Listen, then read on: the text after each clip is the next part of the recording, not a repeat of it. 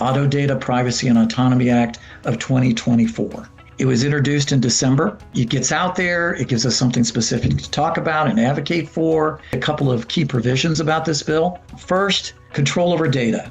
It prevents manufacturers from accessing or selling vehicle data without the owner's explicit written consent.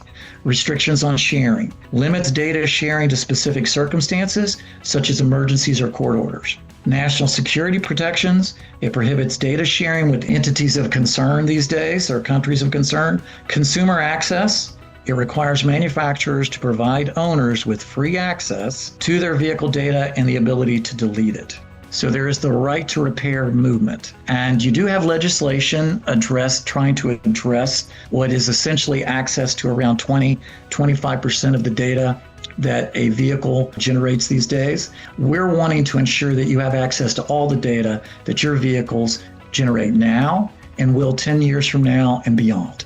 The problem is the Repair Act effectively would establish that as a matter of federal law, OEMs still own the data, because each bill stipulates that the OEMs can extract fees. So this is one of the primary concerns behind what we're trying to do with a VOA and vehicle data access, is that you as fleet managers should have unfettered access, free, to any and all data that your vehicles generate. By the same token, it should be up to you to take it and do whatever you want with it. So this is an important difference. If I can extract a fee from you, then that's telling us that you don't have unfettered access, and therefore, reasonably, you don't control the data.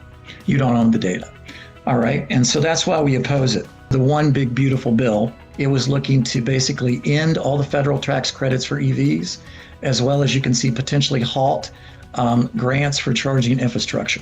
The House proposal suggested ending the 30D and the commercial 45W for most vehicles after December 31st of this year. The next one I want to talk about is the pause out there on NEVI funding. And a judge blocked the Trump administration from this freeze of funds for EV charging stations in 14 states. The ultimate reason of the judge here was that the Trump administration overstepped its constitutional authority by freezing the funding which was approved as part of the bipartisan infrastructure law in 2021.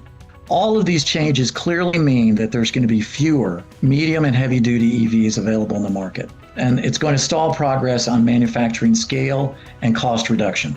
Less of an impact on light duty vehicles, as those vehicles are increasingly more cost competitive.